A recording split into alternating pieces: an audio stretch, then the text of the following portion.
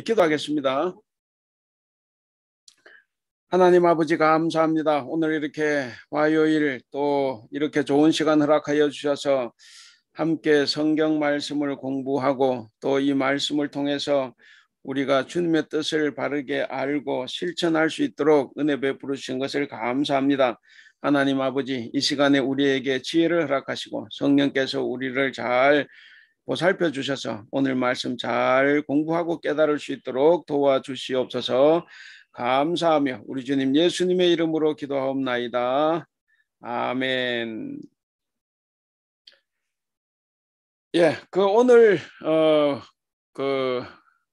공부는 이제 목적이 두 가지입니다. 굳이 목적을 이야기하면 하나는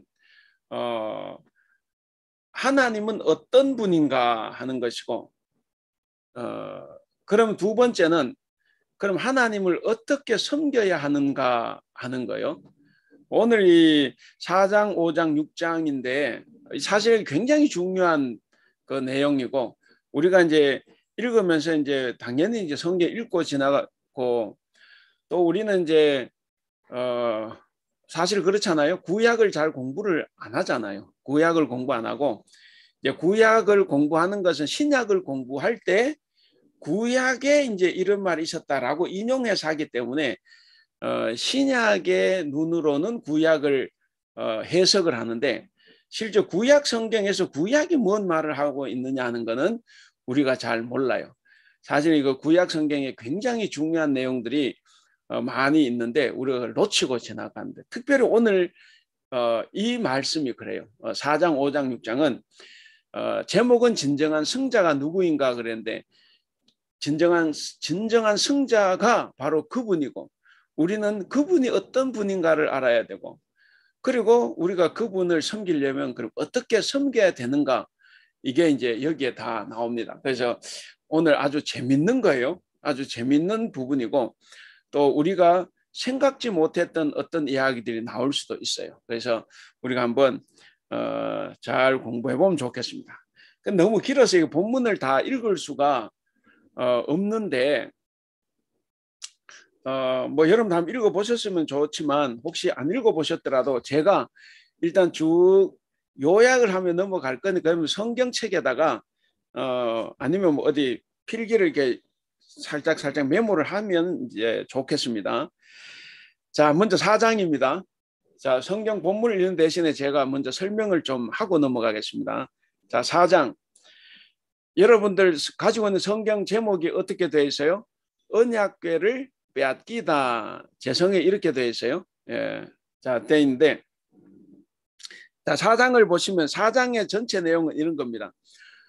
블레셋에게 언약궤를 빼앗기는 내용이에요. 그래서 일단 시작을 하면 전체 얼개는 이래요. 블레셋과의 전쟁을 한다. 근데 이스라엘이 대패를 합니다. 패배를 하고, 그리고 그 결과로 인해서 엘리 제사장의 두 아들 흠니와 비느하스가 죽어요.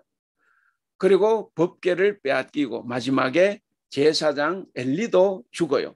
이것이 이제 4장의 이야기입니다. 4장에서는 전쟁을 두 번 합니다. 자, 1절부터 4절까지가 블레셋과의 첫 번째 전쟁이에요. 그 1절 중간에 보시면 이스라엘은 나가서 블레셋 사람들과 싸우려고 에벤에셀 곁에 진쳤다 그랬죠. 블레셋은 어디 진쳤습니까? 아벡에 진쳤다 그랬어요. 그래서 블레셋과 아벡에 진을 치고, 사실 진친데 이제 우리가 이제 성지순례 가서 보면 참 희한해요. 뭐 이런 데서 싸우나, 그냥 평지 같은데 뭐 어쨌든 이제 그런 거예요. 자, 거기서 이제 싸움이 붙었어요. 자, 붙었는데 그 에벤에셀은 우리가 이름 말할 때 하나님이 여기까지 도와주셨다 그러는데 거기서 전쟁에 치죠.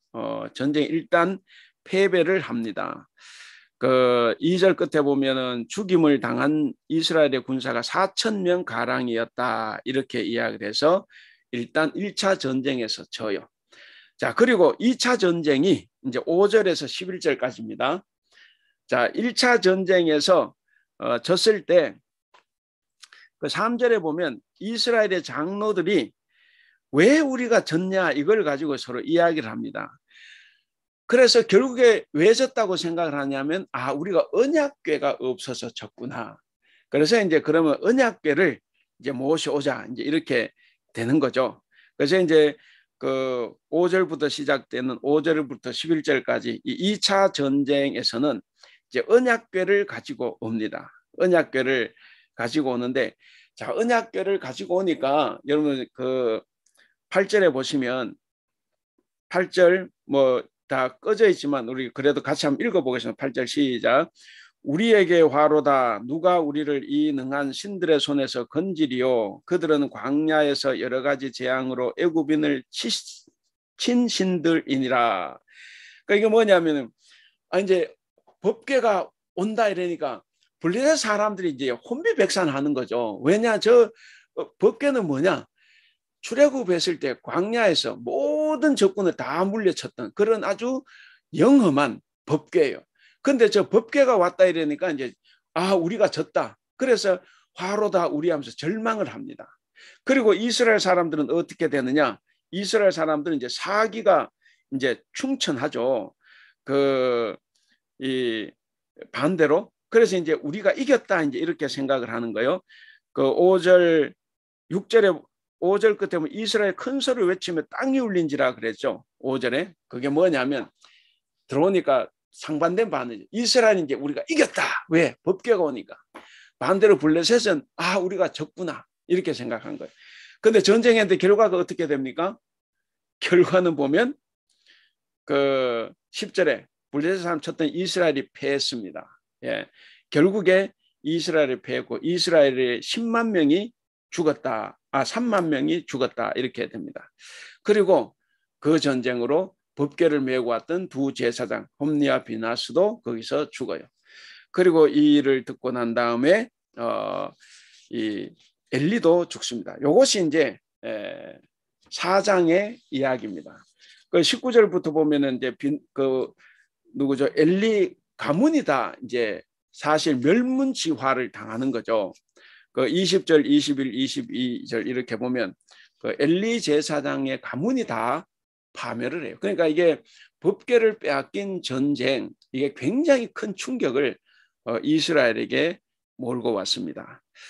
그래서 그 21절에 보면 막 그런 이야기죠. 이르기를 영광이 이스라엘에서 떠났고 이게 뭐냐면 하나님의 영광이 이스라엘에서 탈출한 거예요. 하나님의 영광이 이스라엘에서 탈출을 했다. 결국 하나님이 어떻게 됐습니까? 그 법궤를 빼앗겼기 때문에 하나님께서 엄청난 창피를 당한 거예요. 하나님 창피를 당한 거죠. 하나님께서 지금 포로로 바벨론으로 끌려가는 거죠. 포로로 끌려가는 것. 그래서 그 하나님께서 오히려 유배를 당하는데 이걸 이제 뒤집힌 출애굽이다 이제 이렇게도 이야기합니다. 자, 이것이 이제 4장의 이야기예요. 자, 요약을 해보면 알겠죠? 자, 전쟁이 일어났습니다. 1차 전쟁에서 졌다. 그래서 2차 전쟁을 할 때는 법궤가 없어졌다 해서 법궤만 모시고 나오면 자동적으로 이기리라 생각을 하고 전쟁을 했는데 졌어요.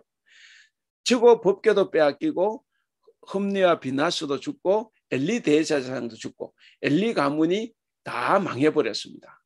그래서 하나님의 영광이 완전히 이스라엘을 떠난 게 됐어요. 그러니까 더 무서운 그 법궤를 가지고 나왔다가 더 무서운 결과를 초래한 거죠. 이제는 뭐 전쟁을 하면 법궤도 없으니까 블레셋에게 당연히 이제 앞으로는 지겠죠. 그러니까 이스라엘 사회에 엄청난 그림자가 드리워진 사건이다 하는 것이고. 자, 그 다음에 이제 5장입니다. 자, 5장은 우리가 이제 너무 잘 아는 거죠. 5장은 블레셋 안에서 법궤가 어떤 대접을 받고 어떤 일을 하고 있느냐 하는 것을 이야기를 합니다. 그러니까 이게 5장이 굉장히 중요한 장인데, 자, 블레셋 사람들이 그 법궤를 가져다가 어디에다 둡니까? 5장 2절 끝에 보면 하나님의 궤를 가지고 다곤의 신전에 들어가서 다곤 곁에 뒀다 그랬습니다. 그러니까 다곤 그들의 신. 고대 전쟁은 이래요. 여러분 들어보세요. 고대 전쟁은 신들의 전쟁입니다. 그러니까 다곤과 여호와가 싸웠어요. 그런데 여호와 하나님이 졌죠. 그러니까 이제 자기들이 이겼는데 패배한 신을 가지고 와요. 패배한 신을 반드시 없애는 건 아니에요. 자기들 신 곁에다 둔다. 왜 그러냐 하면 고대인들의 생각입니다.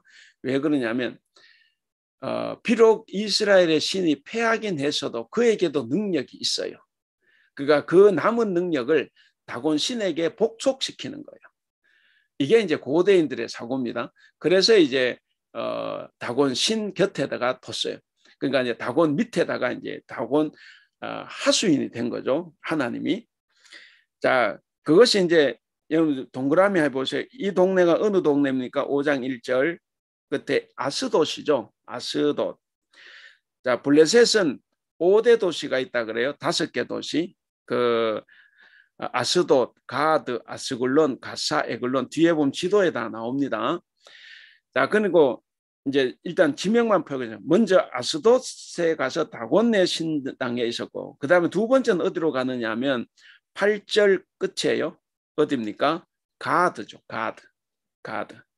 가드로 옮겨갑니다. 그 가드를 한번 동그라미 표시해 보시고, 그 다음 가드에서 이번에 어디로 갔냐? 에그론이에요. 그 10절 그랬죠. 하나님께를 에그론으로 보냈다. 에그론. 그래서 이 법궤가 이 블레셋 땅에서 그러니까 하나님이 뭐냐면 이리저리 끌려다니는데 뭔가 끌려다니는 것이 아니라 오히려 블레셋을 전국을 돌아다니면서 블레셋을 초토화시키는 이제 그런 이야기를 합니다. 그래서 아스돗, 가드, 에그론 이렇게 됐어요. 자, 그럼 다시 한번 돌아가서 자, 아스돗 제 다곤 신전에 뒀더니 이제 다곤 하나님의 힘을 복속시키려고 했는데 무슨 일이 벌어집니까?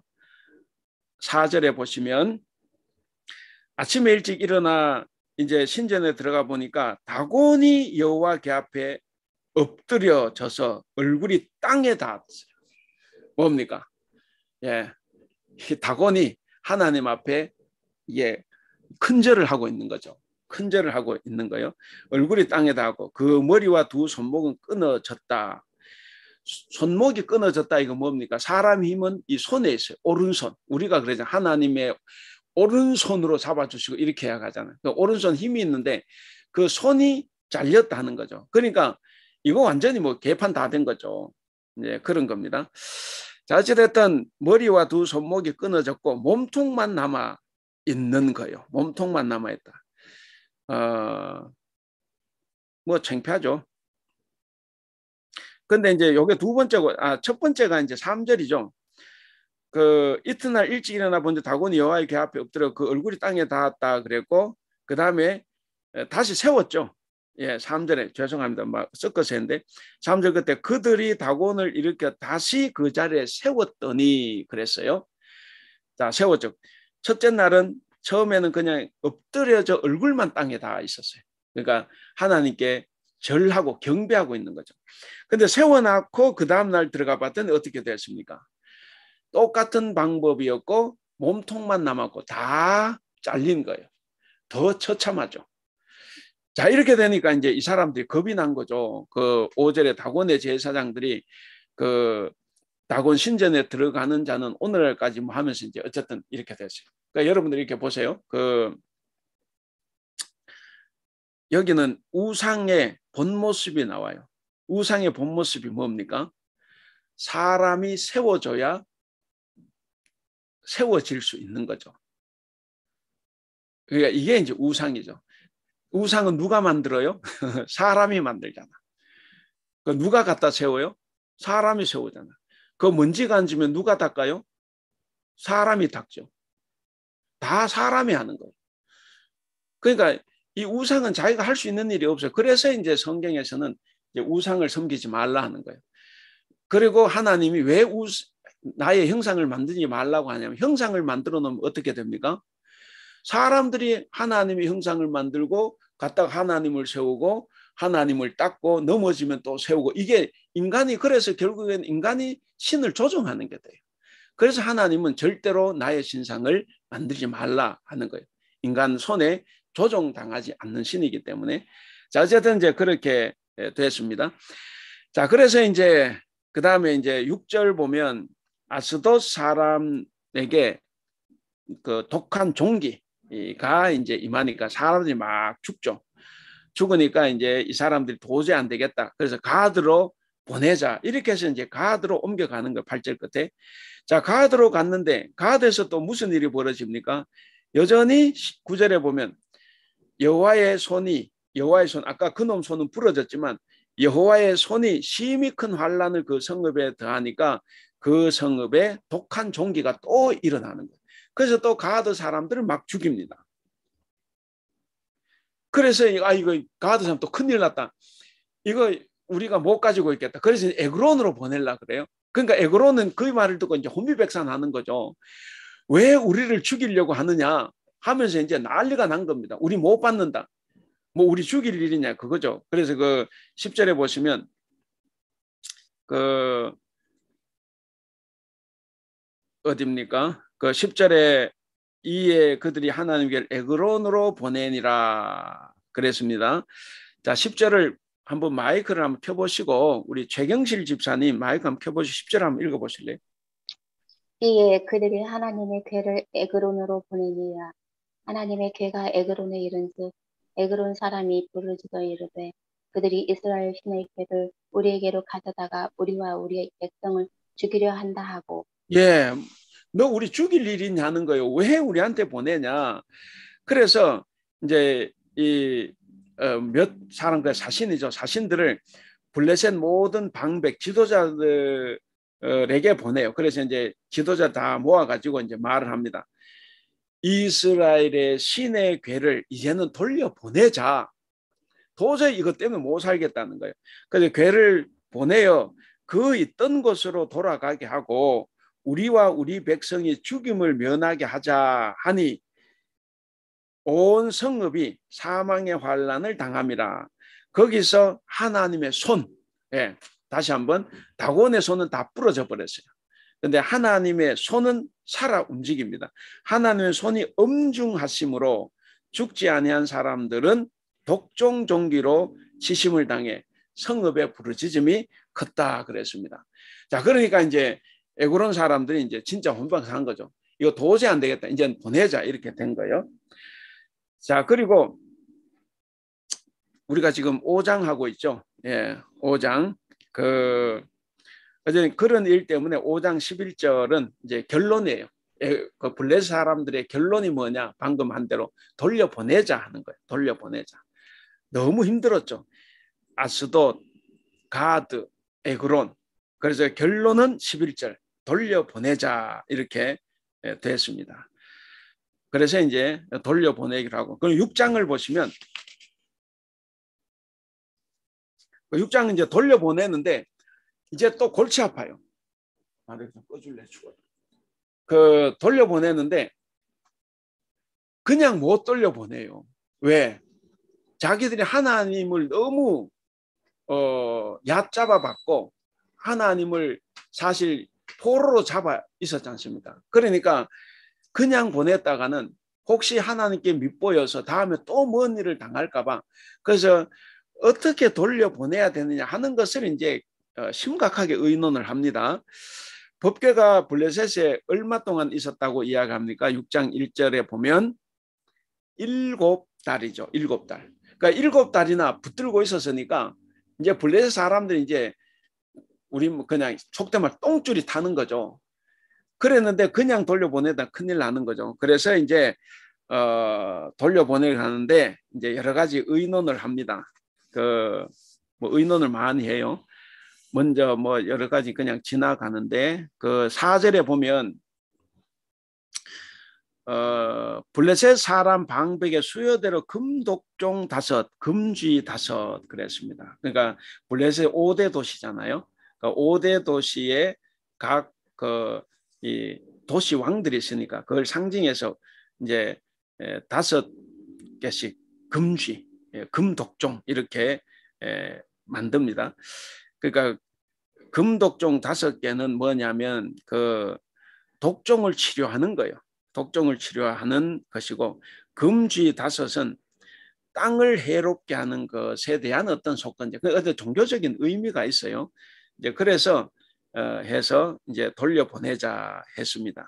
그 5절에 보면 5절에 그 복술자의 말이 나오는데 그러므로 너희는 너희의 독한 종기와 형상과 땅을 해롭게 하는 쥐의 형상을 만들어 이스라엘 신께 영광을 돌리라. 그가 혹 그의 손을 너희와 너희의 신들과 너희 땅에서 가볍게 하실까 하노라. 그러니까 적어도 우리가 이 정도의 정성은 보여야 하나님께서 우리를 다시 벌주지 않으실 수 있다는 거예요. 그래서 이제 그렇게 하는 겁니다. 자, 돌려보내는 모습이 이후에 또 나오죠. 예. 7절에 보면은 중간에 젖나는 소 2마리를 끌어다가 어쨌든 싣고 이제 보냅니다. 보내는 장면이 나와요. 근데 거기 보면 젖나는 소니까 송아지가 있어요, 없어요? 있죠. 그러니까 송아지는 집으로 돌려보내고 이 엄마 소 2마리만 이제 해서 보내는 거예요. 자, 어쨌든 보내는데 거기 12절에 보면 이 블레셋 사람들이 걱정이 커요. 소에 법궤를 실어서 보내지 않습니까? 혹시 가다가 소가 뛰거나 다른 길로 가면 또 자기들이 하나님께로 화를 당한다고 생각을 하는 거예요. 그래서 거기 보면 간절한 마음이 있죠. 10절에 그 사람들이 그같이 하여 젖나는 소 2를 끌어다가 수레를 메우고 송아지들은 집에 가두고 여호와의 궤와 금쥐 5 그들의 독종 형상을 담은 상자를 수레 위에 실으니 암소가 베세메스 길로 바로 행하여 대로로 가며 갈 때에 울고 좌우로 치우치지 아니하였고 그랬는데, 그러니까 이건 이제 그 사람 보잖아요. 그러니까 혹시 저놈들이 뛰면 어떠나. 또 그래서 이제 자기들 재물도 그렇고 법궤가 또 떨어지고 난리가 나면 어쩌나, 왜 자기들 또 그 해를 당할까 봐. 그래서 계속 지켜보는 거예요. 근데 소들이 어떻게 갔다 그랬습니까? 이 소들이 정말 위대하죠. 똑바로 간 거예요. 좌우로 치우치지 아니하고. 이것도 또 신기하죠. 어떻게 저 소들이 똑바로 갔을까? 그 고대의 길이 평탄한 길이 아니지 않습니까? 근데 이 소들이 똑바로 갔다. 이거 정말 이해할 수 없는 이야기인데, 근데 이 소들이 똑바로 갔어요. 그래서 이제 경계선까지 블레셋 방백들이 따라갔어요. 혹시나 소들이 뛰고 막 이래 난리 날까봐. 그러니까 생각해보세요. 블레셋 사람 얼마나 겁먹었습니까? 자기들 이겼다고 법궤를 빼앗아 갔다가 죽을 지경을 당한 거예요. 자, 그래서 이제 따라갔는데 똑바로 갔고, 그 이제 베세메스로 들어왔습니다. 베세메스 이제 유대 땅입니다. 자, 베세메스 사람들이 13절 골짜기에서 밀을 베다가 궤를 받습니다. 그 하나님께 오는 것을 보고 기뻐해서 베세메스 사람들이 이제 이제 난리가 났죠. 그래서 이제 14, 15, 16절 계속 이야기를 합니다. 하고 그다음에 이제 17, 18절 쭉 이야기가 나옵니다. 자, 근데 마지막 우리 한 절 보고 19절 보세요. 19절 보면 베세메스 사람들이 여호와의 궤가 왔고 얼마나 반갑습니까? 그리고 아니 어떻게 여호와의 궤가 뺏겼는데 어떻게 저렇게 블레셋 사람들이 저렇게 귀중하게 모시고 보낼까? 너무 신기하잖아요. 자기들도 법궤는 하나님의 임재 상징으로 능력이 있다는 걸 알지만 너무 신기하잖아요. 그래서 이제 베세메스 사람들이 어떻게 합니까? 여호와의 궤가 너무 신기하니까 막 가서 들여다본 거죠. 그래서 어떻게 됐나? 들여다봤더니 5만 70명 그랬는데 5만은 빼고 이게 이제 어떤 다른 역본에는 5만이라고 적혀 있어요. 근데 이 5만이라고 하면 이게 말이 안 맞아요. 그래서 이제 5만은 관로하고 그러니까 70명이 사람들이 죽었어요. 그러니까 여호와께서 이 유대 사람인 베세메스 사람들을 가차없이 죽여버린 거예요. 그 하나님은 블레셋에서도 사람들을 죽였는데 자기 백성도 죽여버렸어요. 여기서 이제 우리가 뭔가 심각하게 고민을 해야 될 부분이 있어요. 그래서 결국에 사람들이 이 법궤가 너무 겁나는 거예요. 미신적으로 바라보니까. 그래서 20절, 27절 보면 기럇 여아림의 여아림 동네로 보내요. 그래서 사실 거기서 다윗이 왕위에 올라서 있을 때까지 거의 한 5, 60년을 이 기럇 여아림, 이제 아비나답이라고 하는 사람의 집에 이제 있어요. 그러니까 이 너무 무섭잖아요, 이 괴가. 그래가지고 이스라엘 사람도 그만 이제 자기들도 죽을까봐 그래서 이제 그냥 아비나답의 집에 놔뒀다 하는 것이 이제 오늘 이제 우리가 하고자 하는 내용입니다. 예, 자 오늘 제목이 진정한 승자는 누구인가 그랬습니다. 승자가 누굽니까? 블레셋입니까? 이스라엘입니까? 하나님입니까? 예, 일단 답이 나왔죠. 하나님이에요. 이제 하나님을 우리가 알았는데 그럼 도대체 하나님이 어떤 하나님인가, 또 어떤 하나님인가를 알았다고 우리가 하나님 어떻게 섬겨야 되는가, 이게 이제 굉장히 중요한 부분입니다. 뭐 승자는 이미 우리에게 결판이 났으니까 이제 그 일쪽에 보면 법궤와 전쟁 때문에 생긴 일, 그래서 이제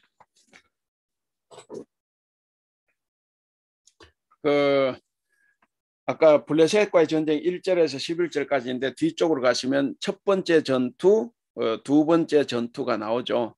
예, 뭐 우리가 아까 다 봤습니다. 봤기 때문에 이걸 꼭 볼 필요는 없으니까. 자, 첫 번째 전투, 두 번째 전투. 첫 번째 전투에서 지고 난 다음에 법궤가 없어서 졌다 이렇게 생각하고 이제 법궤를 가져 나와서 2차 전쟁을 했는데 이스라엘은 이겼다 생각하고 함성을 질렀고 블레셋은 졌다 하고 실망을 했는데 전쟁을 해봤더니 이게 블레셋이 여전히 이겨버렸죠. 그런 이야기입니다. 자, 그러니까 여기서 좀 중요한 이야기가 뭐냐면 이스라엘 사람들도 블레셋 사람들도 다 언약궤, 하나님의 법궤 언약궤에 무슨 뭐라고 하죠? 악을 물리치고 성공을 가져다 주는 아주 초자연적인 힘이 있다고 믿은 거예요. 아니 블레셋 사람들은 그렇게 믿었다고 하더라도 이스라엘 사람들도 그렇게 생각했다는 것이 이게 이제 타락을 한 거죠. 그러니까 하나님을 믿은 것이 아니라 이 언약궤 자체에 어떤 악을 물리치고 성공을 갖다 주는 그런 초자연적인 힘이 있다라고 이제 생각한 거죠. 그래서 이제 그것이 이제 문제가 된 건데, 자 그래서 일단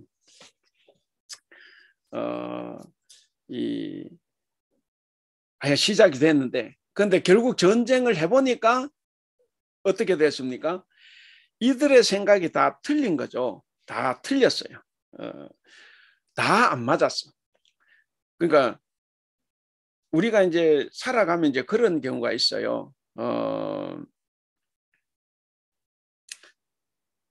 제가 그 대학 저 청년부 시절에 제가 이제 포항에 있었는데 그때는 수련회 가면 꼭 그런 걸 했어요.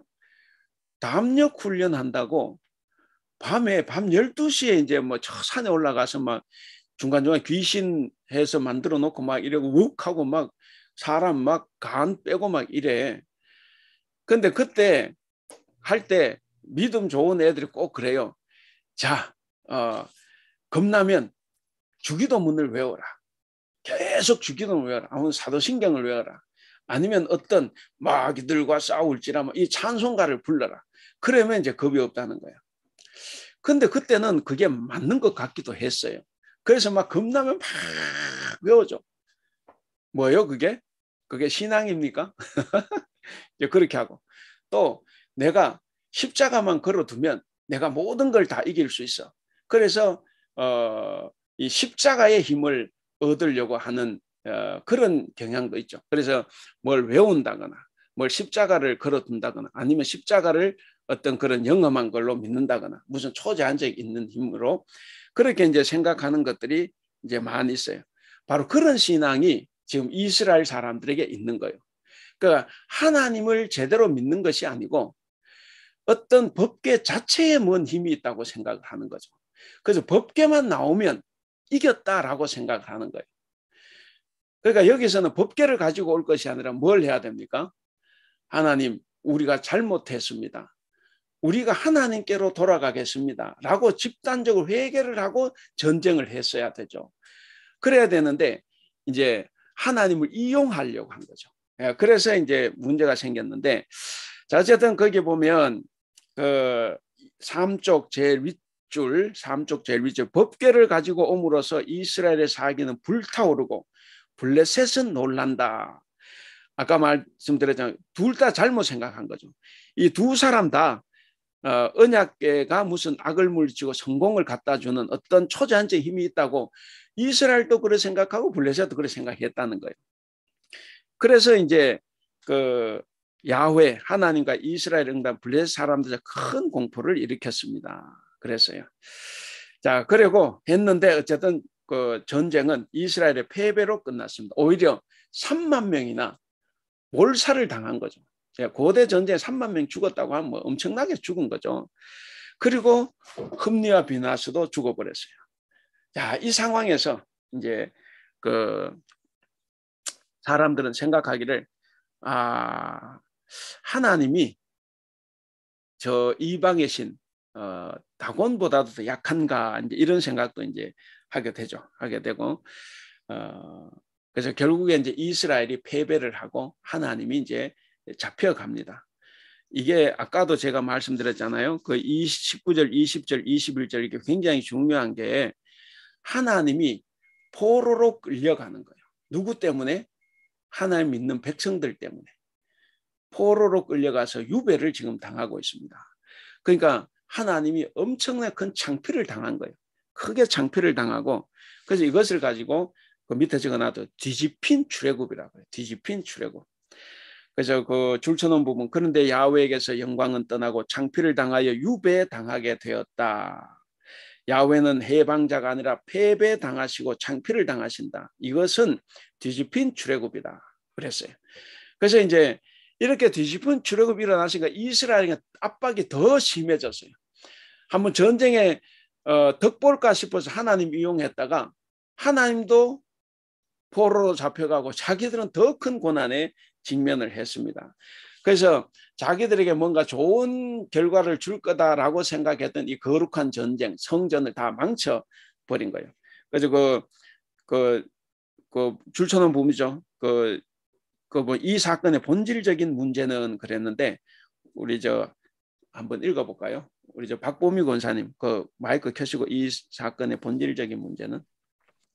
이 사건의 본질적인 문제는 이스라엘이 야훼의 법궤를 어떻게 사용하고 있는가이다. 이들이 언약궤를 실로에서 여기까지 가져온 이유는 그들의 미신적인 논리에 의하여서였다. 법궤가 전쟁터로 나오기만 하면 자동적으로 승리할 것이라는 생각은 이들이 법궤를 마치 부적으로 간주하고 있음을 역력히 드러내고 있다. 그러나 다음에 일어나는 상황은 야훼가 결코 이스라엘의 영토나 지켜주는 수호신이 아니라는 것을 확실하게 보여주고 있다. 사건의 전환은 이스라엘에게는 인습적인 신뢰를 무효화시키고 또한 블레셋에게는 엄청난 공포를 뒤엎었다. 예, 이스라엘 인습적인 신뢰, 우리가 습관적인 신뢰죠. 이렇게 하면 하나님 이렇게 해주실 거야라고 하는 거. 그러니까 법궤만 나오면 우린 이긴다 이런 거죠. 주기도문만 암송하면 우리는 두려움을 이겨낼 수 있어 이제 이런 거죠. 이런 인습적인 신뢰를 무효화시켰다 하는 거죠. 그래서 이제 두 번에 걸친 이 전쟁의 결과는 뭐냐? 그 다음 단락 보시면 이스라엘의 신뢰와 블레셋의 두려움이 다 정확하지 않은 거예요. 제가 그 위에서 그랬지 않습니까? 이스라엘 사람들도 3, 4절에서 블레셋 사람들도 7절에서 다 언약궤에 뭔가 초자연적인 힘이 있다고 믿은 거죠. 그런데 여기 와서 결국 두 번의 전쟁에 걸쳐서 그들 모두가 다 틀렸다 하는 것을 이제 이야기를 해줍니다. 그래서 바로 밑에 패배는 하나님의 부재 때문에 진 게 아니에요. 여러분 우리가 힘들고 고난스러울 때 욥도 이제 그렇게 탄식을 했는데 하나님이 계시지 않는구나. 하나님이 계신다고 하면 어떻게 이런 일이 일어나는가 이렇게 했는데 실제로는 하나님의 부재 때문이 아니라 뭡니까? 그 바로 밑에 패배는 오히려 하나님의 뜻이에요. 왜? 잘못 믿고 있는, 마치 우상을 숭배하듯이 부적처럼 믿는, 그리고 하나님을 이용하려고 하는 그 믿음, 그것이 잘못됐기 때문에 하나님께서 지게 만들었다는 거죠. 그래서 결코 인간이 잘못되는 것이 하나님의 부재 때문이 아니라 우리가 잘못 믿음을 사용했기 때문에 오히려 하나님 뜻으로 그렇게 됐다는 것을 이제 이야기를 합니다. 그래서 아주 중요한 것이 그 다음 줄이죠. 심각한 신앙적 위기인데 거기 한번 보세요. 하나님은 결코 자기 백성들을 포함해서 이 세상 그 누구에게 의해서도 구속받거나 제한받지 않는다는 거예요. 이거 꼭 기억을 해야 됩니다. 간혹 교회도 보면 말썽 일으킨 사람들이 꼭 이런 것 가지고 싸워요. 나는 하나님이 나를 사랑한다. 내가 이렇게 기도 열심히 하고 이렇게 성경 많이 읽고 이렇게 교회 봉사 많이 하는데 내가 다 하나님의 뜻으로 뭉친 줄 알아요. 그래가지고 싸우면 하나님 내 편이다 그러죠. 그 사람들도 그렇게 생각해요. 아, 저 사람은 그래서 기도 많이 하는데. 여러분 그렇게 생각 안 하세요? 막 누가 말썽 일으키면 저 사람 좀 나쁘다 그러면 그래도 그 사람 기도 많이 하는데, 그래도 그 사람 성경도 통독을 하고 헌금도 많이 하는데 교회 봉사도 많이 하는데 이러면서 이게 아닌 것 같은데도 뭡니까? 그걸 자꾸 이해를 하려고 그래. 그래서 교회가 자꾸 시끄러워지는 거예요. 근데 여기는 뭐라고? 그게 아니에요. 하나님은 절대로 누구 편 들지 않아요. 우리가 하나님 편을 들어야지 하나님은 절대로 사람의 편 들지 않습니다. 그럴 일 추워도 없어요. 그래서 여러분 앞으로도 하나님을 내 편 삼으려고 하지 마세요. 뭐 여러분 다 그렇게 살려 생각하지만 하나님이 내 편이 되는 것이 아니라 내가 하나님 편이 돼야 그게 정상인 거예요. 그래서 이제 여기도 그걸 이야기하는 겁니다. 하나님은 당신을 사랑하고 당신을 믿는 백성에게도 절대로 그 사람들만 위하는 신이 아니다. 구속과 제한받지 않는다는 것을 꼭 기억할 수 있기를 바랍니다. 그래서 마지막 줄 그랬죠. 큰 글자, 굵은 글자. 하나님을 이용하려 들지 말고 그분을 신실하게 찾으라 하는 거예요. 그래서 우리가 이제 신앙생활하면서 이런 부분 참 조심해야 됩니다. 이게 이제 그 사무엘상 그 4장, 5장, 6장 굉장히 중요한 부분이에요. 여러분 사무엘 앞에 그 3장이고 그 앞에 2장이잖아요. 2장에 뭐 나오는지 알죠? 한나의 기도가 나와요. 한나의 찬양. 그 한나의 찬양은 2장에 나온 한나의 찬양은 누가복음 2장인가 4장에 보면 마리아의 찬가가 나와요. 이 두 찬가는 성경에서 굉장히 중요한 내용입니다. 그 한나의 이 기도 혹은 한나의 찬양은 이 이스라엘이 앞으로 어떻게 굴러갈 것이고 그리고 하나님은 어떤 하나님 가는 거 거기서 다 말해줬어요. 그리고 지금 4, 5, 6, 7장도 한나의 기도에 의해서 거기에 준해서 지금 이게 적혀지고 있어요. 그렇기 때문에 한나의 기도도 이제 시간 나면 한번 꼭 한번 읽어보시기 바랍니다. 자, 그래서 결국 여기서 중요한 것은 하나님을 이용하려고 하지 말고 하나님을 내 편 삼으려고 하지 말고 하나님을 섬겨라. 곧 하나님의 편이 되라 하는 것을 이제 이야기를 해줬습니다. 그리고 4쪽으로 가시면 이제 전쟁 패배 여파가 나오죠. 예, 여파. 엘리시반이 몰락을 한 거예요. 그래서 결국 이 4장에서의 교훈은 뭐냐? 교훈은 우리 최경실 집사님 1번 한번 읽어주실래요? 교훈 1번. 마이크를 켜시고. 우리 자신의 욕심을 채우기 위해 하나님을 부르짖는 것은 이스라엘이 하나님의 뜻은 알려고 하지 않고 법계만 있으면 이길 수 있다는 신앙과 같다. 하나님을 이용하려 들지 말고 그분을 신실하게 찾으라. 예, 법계만 있으면 이길 수 있다. 뭐 이런 거. 이제 우리가 뭐 그런 거 많아요. 내가 뭐 성경책만 들고 있으면 난 성경책만 읽으면 뭐 뭐 그런 거. 내가 기도만 열심히 하면 다 마찬가지예요. 뭐 내가 십자가만 가지고 있으면 다 마찬가지입니다. 그게 중요한 게 아니에요. 그래서 우리는 하나님을 어떤 걸 이용하려 하지 말고 신실하게 찾는 것. 그래서 두 번째는 우리 저 팽지경이 편 2번 한번 읽어주세요. 마이크 켜시고. 예. 하나님은 우리를 언제나 보호만 하시는 분은 아니다. 패배와 실패는 야훼의 부재 때문이 아니다. 오히려 그것은 야훼의 뜻이다. 우리는 야훼께 깨어진 마음으로 패배와 실패에 대하여 탄식하며 회개하고 새로운 삶을 살아야 한다. 예. 죄송해요. 저 야훼로 다 적어가지고 그 제가 바꾼다고 해서 바꾸지를 못해가지고 야훼 원래 이제 하나님의 이름이 이제 우리가 이제 여호와 이제 그랬는데 여호와는 조금 잘못된 이름이고 더 정확한 이름이 이제 야훼. 그래서 이제 야훼를 쓰는데 제가 이걸 여호와로 바꾸지 않았는데 어쨌든 그렇게 하겠습니다. 패배와 실패는 야훼의 부재 때문이 아니라 오히려 야훼 하나님의 뜻이다 그랬습니다. 그래서 우리는 하나님께 깨어진 마음으로 패배와 실패에 대하여 회개하고 새로운 삶을 살아가는 것 그랬습니다. 그 다음에 3번 우리 김수연 집사님 한번 읽어주실래요? 법궤를 가지고 있다는 것이 그들의 승리를 보장하는 것은 아니었다. 하나님은 환난 중에 있는 사람들과 함께 하시는 분이나 그것이 환난 중에 있는 사람들을 구원하신다는 보장은 아니다. 예, 그리고 교훈 세 가지를 꼭 기억하시길 바랍니다. 이게 다 우리에게 해당하는 이야기예요. 우리가 신실하게 하나님 찾고 섬기는 것이 중요하지.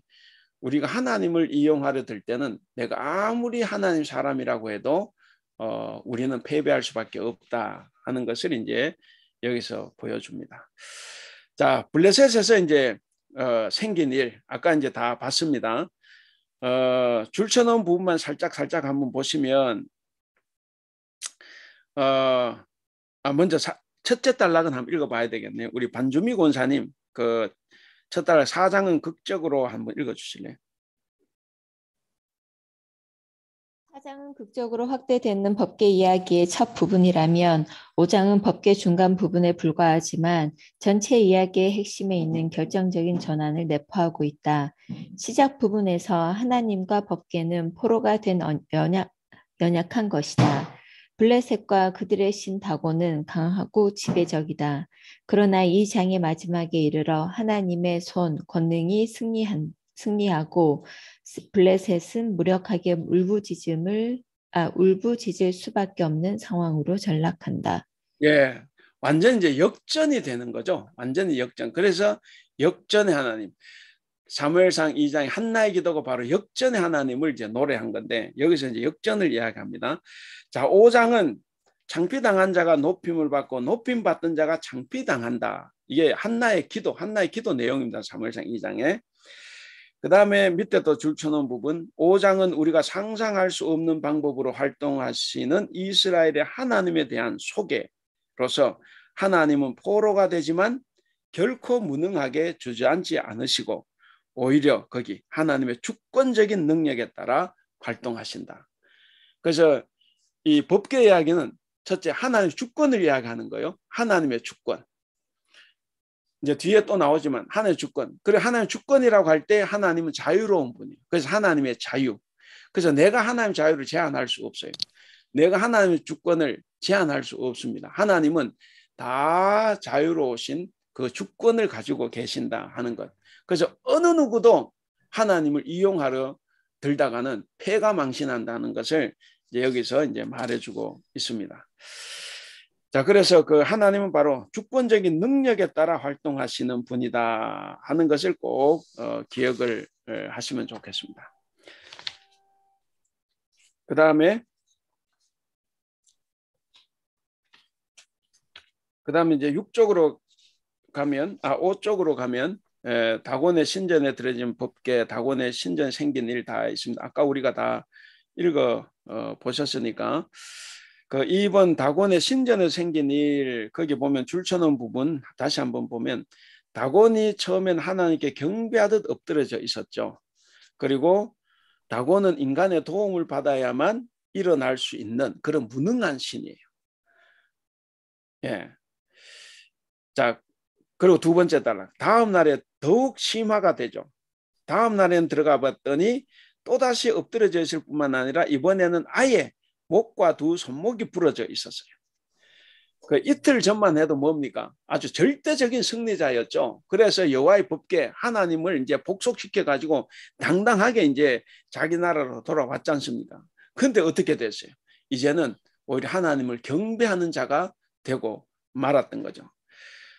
그래서 거기 나온 대로 하나님의 희생 제물이 되고 말았어요. 그래서 거짓된 신은 그 굵은 글자, 거짓된 신은 세워졌지만 진정한 권능을 가진 하나님에 의하여 무너지고 말았다. 예, 첫날에 했는데 인간이 세웠잖아요. 세웠지만 어떻게? 다시 하나님에 의하여 다시 무너지고 말았다 하는 거죠. 그래서 그 밑에 중요하죠. 다곤은 생각할 머리가 없고 행동할 손이 없었다. 이 정말 비참하지 않습니까? 이게 우상의 본질이라는 거예요. 한마디로 다곤은 왕자에서 쫓겨나고 말았다. 목이 부러진 다곤의 모습은 그가 이스라엘을 치기 위하여 배출한 가장 위대한 영웅 골리앗의 종말을 미리 예시하는 것이다 하는 거예요. 여기서 이제 하나 우리가 기억해야 될 것은 하나님의 정말 뭐라 그럴까 절대 유일한 권능이 있다고 하면 이것과 연관이 되는 건데 여기 보면 블레셋이 법궤를 보관한다고 할 때 어떻게 됐습니까? 오만 전염병 독종이 다 돌아가 사람 다 죽였지 않습니까?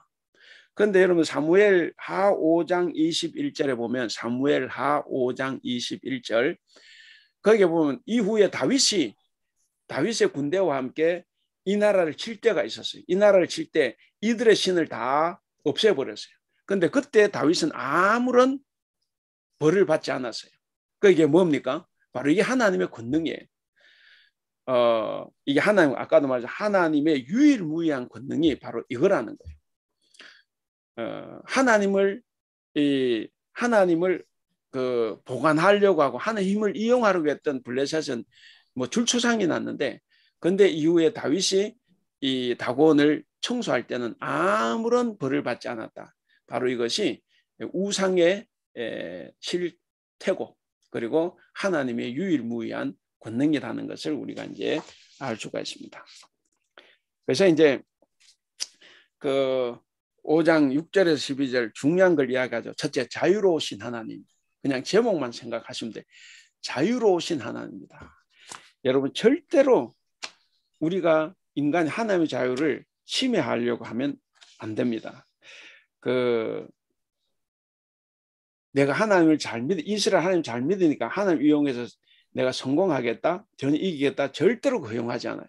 그래서 거기 첫째 줄처럼 하나님의 권능은 이스라엘과 블레셋 둘 다에게 정치적인 시련을 가져다 주지 않았다. 하나님은 우리가 생각하는 현실 인식에 절대로 순응하지 않습니다. 우리가 하나님께 순응을 해야 되지 하나님 보고 우리에게 순응하라, 이거는 절대로 있을 수가 없어요. 그런 관례적인 인습적인 그런 신앙을 다 무너뜨리는 분이다 하는 거죠. 그래서 그 6쪽에 가시면 결국 하나님이 다시 권력을 찾으시는 거예요. 누구의 편도 들지 않고 누구에게도 얽매이지 않고 하나님만 권력을 다시 찾아오시는 거예요. 하나님은 두 국민의 인습을 벗어나서 자유롭게 행동하신다. 그래서 이 법궤 이야기에서 중요한 주제가 바로 하나님의 자유입니다. 하나님의 자유. 그 다음에 그 자유를 통해서 하나님의 영광을 드러내는 거예요. 영광을 드러내신 하나님. 아까 그랬잖아요.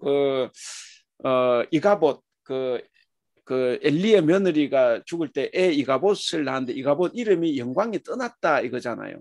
그리고 실제로 법궤가 빼앗겨서 블레셋으로 갔지 않습니까? 그러니까 하나님의 영광이 이스라엘을 떠난 거예요.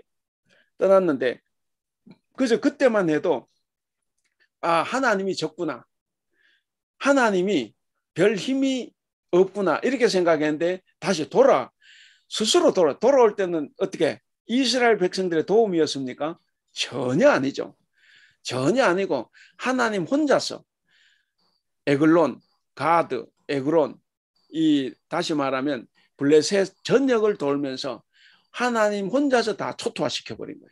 그래서 결국 하나님이 귀환을 하시는 거죠. 귀환하시는데 그래서 스스로 하나님께서는 영광을 드러냈습니다. 그러니까 하나님의 영광은 내가 드러내려고 해서 드러나는 게 아니에요. 오히려 우리는 하나님의 영광을 가릴 때가 더 많습니다. 하나님의 영광은 스스로 드러냅니다. 그래서 우리는 그 앞에 겸손하게 내가 머리를 조아리는 것이 훨씬 더 낫다 하는 거죠. 자, 그래서 영광을 드러내신 하나님, 그 강한 손 있지 않습니까? 그리고 셋째 줄 쳐놓은 부분, 완전한 역전, 역전이죠. 처음과는 달리 돌아오실 때는 아주 금이 환영을 하는 거죠. 완전한 역전이다. 그래서 그 줄 쳐놓은 부분을 보겠습니다. 성경은 같은 단어를 사용함으로써 음중이라는 같은 단어를 사용하면서 하나님께서는 블레셋 땅에서도 그의 영광을 드러내시는 것으로 묘사한다. 따라서 6절은 하나님이 여전히 영광을 지니고 있다. 패배당하지 않았으며 무력자가 아니다. 이스라엘이 잃어버린 영광의 능력이 이스라엘의 적들에게 입증된 것이다. 그랬습니다. 그래서 영광을 드러내신 하나님. 반면에 우상은 어떻습니까? 우상은 인간에게 보호를 받아야 돼. 그런 거 보면 참 이게 우리는 저래고도 왜 믿나 싶죠. 저래고도 왜 믿나? 그 이집트에서 10가지 재앙을 일으켜서 이렇게 구원했다 그러면 그걸 본 이집트 사람들이 뭔가 믿을 것 같은데 안 믿죠.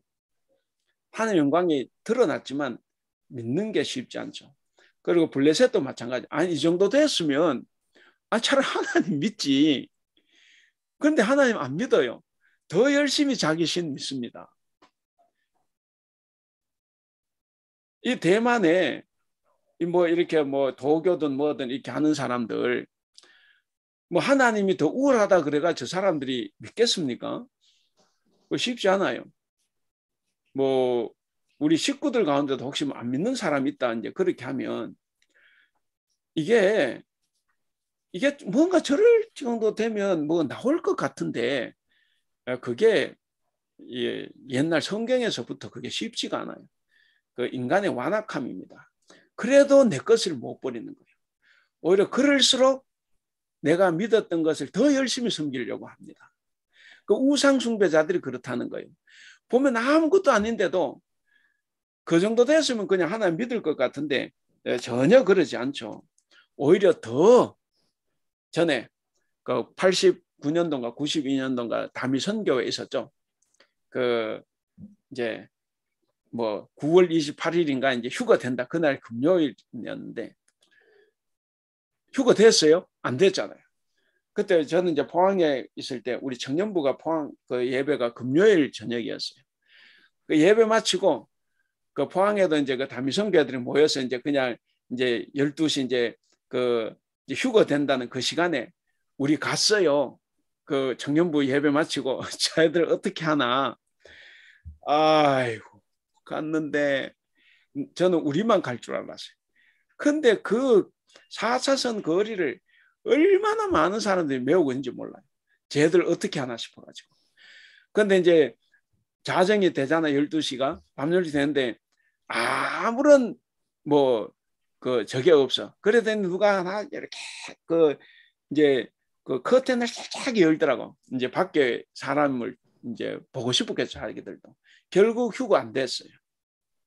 아무도 휴가 안 됐어. 그러면 어때요? 휴가 안 됐으면 다 그 떠날 것 같죠. 떠난 사람 있을지 몰라도 거의 대부분 안 떠납니다. 그게 우상의 힘이에요. 그러니까 이게 우리가 생각할 때는 뭐 단순해 보이지만 그게 쉽지가 않아요. 근데 오히려 참신을 믿는 참 하나님을 믿는 사람들은 잘 떠나요. 왜 그렇습니까? 그래서 저는 역으로 그래서 그분이 참신인 거예요. 그 다음에 이야기하고 어찌됐든 그 우상은 인간에게 보호를 받습니다. 그래서 거기 그 굵은 글자 그랬죠. 하나님이 참신이라면 다곤을 버리고 하나님을 섬겨야 마땅함이 아닐까. 그들이 다곤의 보호를 받는 것이 아니라 오히려 다곤을 보호하면서도 끝까지 다곤을 버리지 못하는 이들의 모습에서 우상 숭배의 본질을 볼 수 있다. 우상은 결코 인간을 돕는 게 아니에요. 인간의 도움으로 존재하는 겁니다. 예. 그래서 네 번째, 하나님의 승리입니다. 하나님의 승리. 그리고 다섯 번째, 역전의 성취예요. 역전. 예. 그 역전의 하나님, 역설의 하나님, 반전의 하나님. 이건 꼭 기억을 해야 됩니다. 역설, 역전, 반전. 이게 뭐냐면 하나님 절대로 인간의 인습대로, 인간의 생각대로 가지 않아요. 그래서 우리가 이렇게 살면 구원받겠다 하는데 그걸 다 뒤집어 엎어버립니다. 절대로 옛날 바리새인들 우리 이렇게 살면 구원된다고 다 뒤집어 엎었어요. 오히려 죄인이라고 손가락질하고 차별하고 배제했던 그 사람들이 전부 다 천국 백성이지 뭐 거룩하게 살고 뭐 하고 한다고 해서 되는 게 아니었어요. 그러니까 성경은 구약부터 신약 이르기까지 전부 다 이걸 가르쳐 주는 거예요.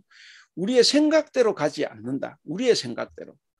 그래서 여러분 이거 꼭 기억을 하시고, 그리고 이제 좀 이런 말을 들으면 그럼 뭐 천국 누가 가나, 그것도 걱정하지 마세요. 여러분들 지금 잘 믿고 계시는데 그렇게 믿고 가시면 돼요.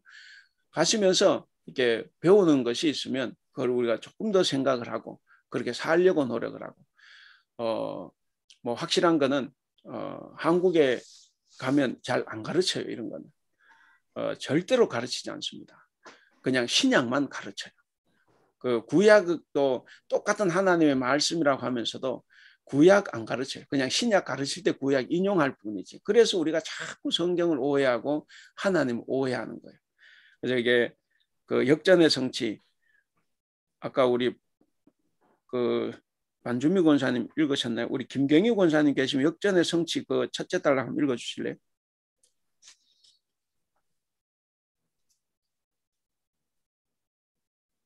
마이크를 켜셔야 되는데.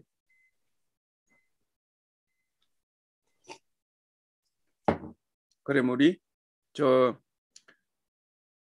그 옆집에 사는 우리 그 반주미 권사님, 이처럼 이 이야기는 이처럼 이 이야기는 블레셋이 승리했다는 감격으로 가득해 있을 때 실패가 시작되었다. 하나님의 손에 뜨거운 맛을 보게 된 것이다. 그들이 두려워했던 하나님을 포로로 끌고 왔으나 그것은 전쟁의 끝이 아니라 시작이었다. 이 전투의 결과로 승자는 패자가 되었고 수모를 당한 자는 영광을 받았고 영광을 받은 자는 수모를 당하게 되는 역전이 성취되었다. 사장에서는 이스라엘의 장로들이 울부짖었고 실로에서도 울부짖음이 있었다. 이제 하나님의 손에 뜨거운 맛을 이제 받죠. 블레셋은 처음에 하나님을 두려워했잖아요. 그 두려워했던 하나님을 포로로 끌고 왔으니까 이제 전쟁은 끝났다 이렇게 생각했어요. 그리고 이제는 이스라엘은 내 밥이다 이제 이렇게 생각한 거죠. 그런데 그게 끝이 아니었어요. 오히려 그때부터 이제 진짜 전쟁이 이제 시작이 된 거죠. 그래서 결국 그 전쟁에 승자가 패자가 되었고 수모를 당했던 하나님이 이제 영광을 얻게 되었습니다. 영광을 받은 자는 수모를 당하게 되었다. 그래서 결국 서로 간에 역전이 일어난 거예요. 그래서 아까 말씀드렸죠. 한나의 기도는 사무엘상 2장에는 한나의 기도는 철저하게 이 역전을 이야기하는 겁니다. 역전을. 그래서 하나님은 역전, 역설, 반전의 하나님이다 하는 거고. 예, 김경희 권사님 이제는 한번 읽어주실래요? 예, 죄송합니다. 이제는 블레셋 사람들이 울부짖는다. 블레셋 사람들의 울부짖음은 이집트 사람의 울부짖음을 연상시킨다. 이제는 전부 바뀌었다. 이제는 순간적으로 승리한 것처럼 자처하였던 블레셋이 패배하였다. 실로의 울부짖음은 이제 블레셋 도시의 울부짖음으로 대체되었다. 블레셋 사람들의 울부짖음은 애굽의 치명타를 애굽 전국에 전무후무한 큰 곡성이 있으리라를 그대로 답습하는 것과 같았다. 예, 완전히 이제 바뀌게 됐죠. 그래서 아까 말씀드린 한나가 노래했던 것, 하나님은 높이기도 하시고 낮추기도 하신다라고 하는 이 역설, 이것이 이제 실현된 거죠. 블레셋은 하나님의 압도적인 권능과 자유를 여전히 이해하지 못했다 하는 거요. 예. 그리고 한 1, 2분 또 좀 쉬겠습니다. 예, 이제 그러고 난 다음에 아까 말씀드린 것처럼 이제 6장의 법궤를 이제 돌려보내는 거잖아요. 예, 아까 다 말씀드렸기 때문에 돌려보낼 때 이 사람들이 고민을 할 수밖에 없다. 왜? 너무나 처절하게 당했기 때문에 혹시나 잘못 돌려보내거나 돌려보내는데 소홀했다고 하면 다음에 또 하나님께 치실까 봐 이제 겁나죠.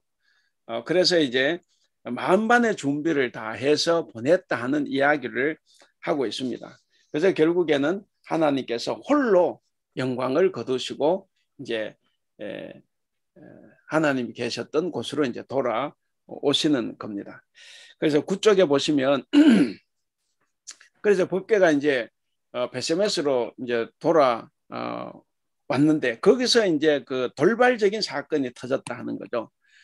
들여다본 거로. 그러니까 호기심 가득해서 여호와의 궤를 들여다봤다가 이제 베세메스 사람들이 줄초상이 난 거죠.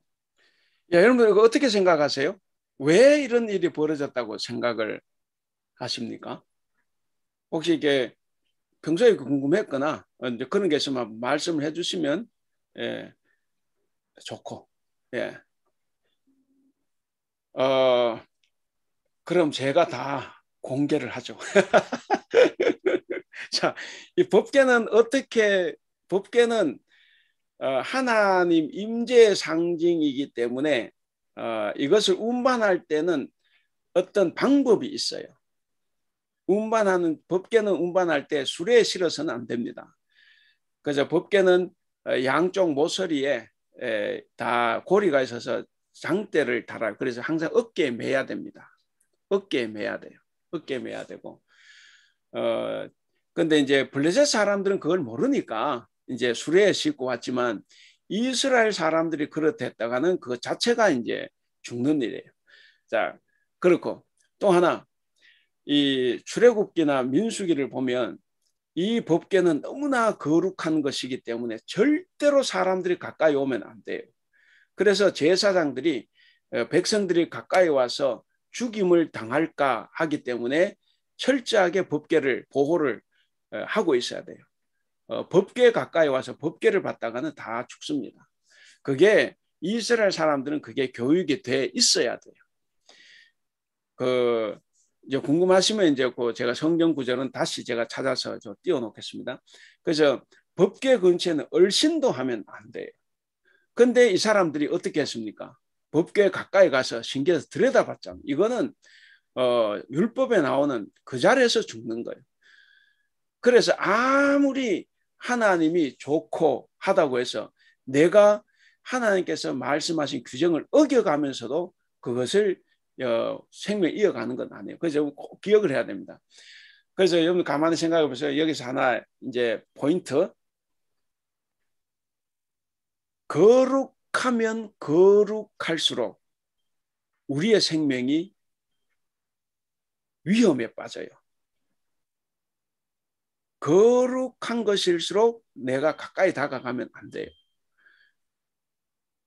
성전에도 이 거룩한 순서대로 뭐 성전에 7 기구가 있죠. 밖에는 이제 번제단 있고 물두멍인데 거기는 갈 수 있어요.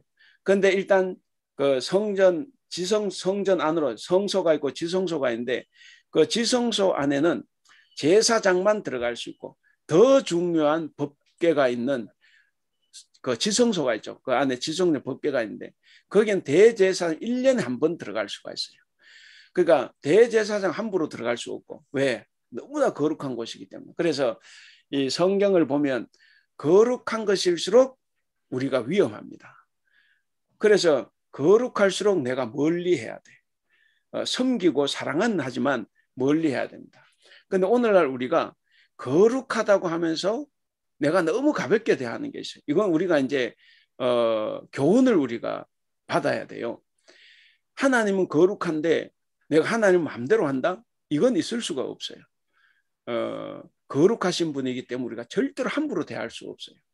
그리고 그 앞에서 항상 두려워하고 떨고 그렇게 사랑을 해야 되는 거죠. 그러니까 여기도 이 베세메스 사람들이 왜 죽었느냐? 분명히 그런 율법이 엄연히 존재를 하고 있어요. 이 가까이 와서 보면. 그러면 한편에서 이거 제사장들이 교육을 잘못 시켰을 수가 있죠. 안 시켰을 수가 있어요. 그래도 관계없어요. 그래도 이렇게 되는 거 허용을 하지 않습니다. 간혹 우리는 모르고 지은 죄는 용서받을 수 있겠다 그러는데 절대로 그런 거 없습니다. 모르고 지은 죄가 용서받을 대위기에 다 규정이 나와 있어요. 모르고 짓는 죄가 용서받을 수 있는 방법. 그래서 우리가 이제 제가 자꾸 이렇게 하면 하나님 너무 무섭다는데 무섭다고 생각하지 마시고 우리가 거룩한 것일수록 내가 잘 섬기면 돼요. 근데 이제 무서운 거면 자꾸 방점을 찍으면 안 되고 그렇기 때문에 내가 진심으로 하나님을 사랑하고 하나님 섬기는 게 중요하죠. 어쨌든 이 베세메스 사람들이 죽은 것은 이제 그런 거예요. 그런 것이라는 것을 우리가 꼭 알고 그래서 거룩하신 하나님을 우리가 내 마음대로 내 생각대로 그리고 호기심을 가지고 달라들면 안 돼요. 내가 섬기려고 다가오는 것하고 호기심 때문에 그 호기심 채우려고 다가오는 것하고는 달라요. 그래서 우리가 그런 것을 꼭 기억할 수 있으면 좋겠습니다. 그래서 그 10쪽에 보시면 그 이제 하나님의 대응은 그랬죠. 하나님의 대응은 이들을 쳐서 죽이는 것이었다 그랬습니다. 그러니까 어떤 거룩한 것을 함부로 대할 때 하나님이 대응하는 것 이것밖에는 없어요. 그래서 이제 블레셋도 쳤지만 역시 이스라엘도 칩니다. 하나님께는 누구 편이 없어요. 우리가 하나님 편이 돼야 되듯이 하나님은 누구의 편을 들지 않습니다. 그렇게 되면 똑같이 대하시는데 이 조그마한 일화는 하나님이 블레셋 사람들이 법궤가 위험하다는 것을 알았듯이 중요합니다. 이스라엘 사람들도 법궤의 주의를 기울여야 하고 함부로 다루어서는 안 되며 짓누리려고 해서도 안 된다. 호기심을 가지고 봐도 안 되는 거예요. 법궤의 거룩함과 하나님의 끊임없는 영광은 어느 누구도 가까이 접근하는 것을 허락하지 않는다. 본문의 묘사에서도 직접적인 언급은 하지 않고 넘어간다. 우리는 하나님이 어떻게 다곤을 넘어뜨렸으며 마차가 어떻게 되돌아가게 되었는가에 대한 설명을 듣지 못한다. 성경은 이 부분에 관하여 흥미를 갖지 않는 것처럼 보인다. 이야기는 원칙적으로 하나님의 위상과 운명에 관심을 쏟고 패배와 하나님의 권능에 관하여만 이야기한다. 그러니까 뭐 수레가 왔었는데 얘들이 어떻게 돌아갔을까? 뭐 이런 거. 뭐 그런 건 전혀 관심 갖지 않아요. 성경 관심을 갖는 게 딱 하나예요. 왜? 그리고 여기서 하나님 위상, 운명, 하나님 어떤 분인가 하는 것만 이제 나타내 주는 거죠. 자, 여기까지 이제 다 했습니다. 다 했고, 이제 오늘 우리가 잘 아는 내용이지 않습니까? 이제 에벤네셀 전쟁에서 이제 법궤를 빼앗기는 것 잘 아는 내용이고, 그 아는 내용에 우리가 이제 한번 의미를 이제 덧붙여 본 거예요. 우리가 그동안 이제 모르고 또 생각하지 않고 지나갔던 것. 그래서 거기서 요약을 하면 하나님은 어떤 하나님입니까? 이 자유로우신 분, 그 다음에 주권을 가지신 분 이거죠. 자유, 주권, 그 다음에 역전 이거죠. 역전. 예. 그리고 하나님은 누구의 도움도 받지 않으시고 스스로 영광을 취하시는 분입니다.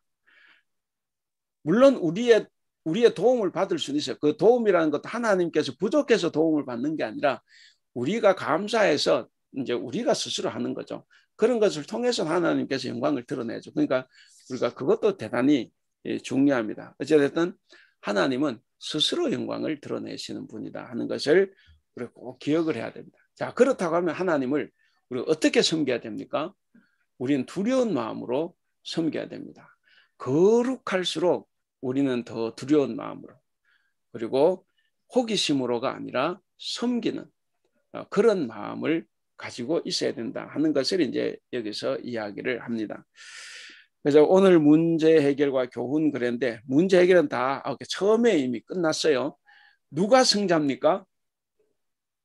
블레셋도 아니다. 이스라엘도 아니다.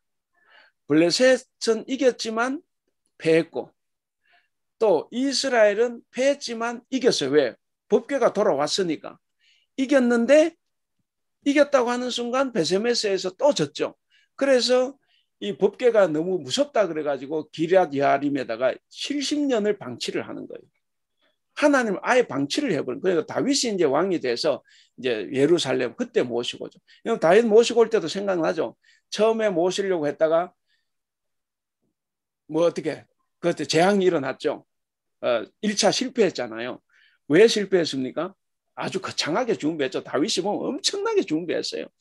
그래가지고 막 그 수레도 엄청나게 큰 수레를 만들고 그리고 막 법궤를 거기 싣고 멋있게 오는데 하나님께서 몇 사람 죽였죠. 왜 그랬어요? 법궤 운반이 잘못된 거예요. 아까 법궤는 화려하게 다니는 것을 하나님 좋아하지 않아요.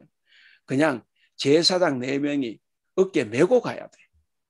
그런데 지가 다윗이 저의 영광을 자기 영광을 드러내려고 엄청나게 준비를 하고 막 자기도 그거 가고 막 제사장도 가고 수많은 국민들을 대동해가지고 이 막 화려하게 법궤를 운반하려고 했어요. 그게 하나님 영광 때문입니까? 자기 영광 때문입니까? 다윗이 자기 영광 때문에 그랬어요. 근데 거기서 하나님 쳐버렸죠. 그래가지고 다윗이 성질이 나가지고 또 내팽개치고 갔어요. 갔다가 늦게 깨닫고 이게 잘못됐구나. 그래서 늦게는 자기도 거기 가지 않아요. 그리고 백성들 동원하지 않아. 그냥 제사장 중심으로 가서 어깨에 메고 소박하게 들어오는 거예요. 그래서 법궤가 오는 거예요. 하나님은 절대로 화려하고 뭐 이런 거 원하지 않아요. 예수님 예루살렘 입성할 때 어떻게 입성하셨습니까? 뭐 말 타고 갔나요? 그러지 않죠. 그냥 어린 나귀 새끼 타고 들어가는 거예요. 그러니까 우리가 하나님 섬길 때 우리가 뭐 화려하게 막 거창하게 하면 좋을 것 같지만 하나님 결코 그걸 원하지 않아요. 결코 그걸 원하지 않고 하나님의 방식대로 우리가 겸손하게 섬기는 것. 혹시나 화려하게 하는 것이 나를 자랑하는 것이 되면 안 돼요. 그런데 우리는 그 경계를 잘 몰라. 이게 하나님을 진짜 위하는 건데 혹시 나를 위한 건 잘 모를 때도 있어요. 모를 때도 있지만 그러나 우리가 이 개념은 알아야 된다는 거죠. 나의 영광을 위해서는 하면 안 된다. 간혹 특성하는 사람이 너무 막 사람 생각해가지고 막 그거 안 돼요. 그렇게 하면 안 돼. 하나님은 내가 못 불러도 그 앞에 서서 부르는 것 자체를 좋아하시고 그걸로 기뻐하는데 우리 이제 사람을 생각해가지고 막 이렇게 하는데 그렇게 하면 안 돼요. 그리고 모든 게 다 마찬가지입니다. 하나님은 우리의 겸손한 마음, 순수한 마음, 정말 진심을 담은 마음, 내가 부족해도 하나님을 섬기겠다고 하는 그 자세를 좋아하는 거지 나의 실력을 결코 좋아하지 않아요. 근데 우리가 저 음악회를 하면 어떻게 해야 됩니까? 이제 어디 강당에 음악회를 하면 그건 잘해야 되죠. 그건 왜 잘해야 돼요? 사람들이 보니까. 사람들이 보는 건 잘해야 돼.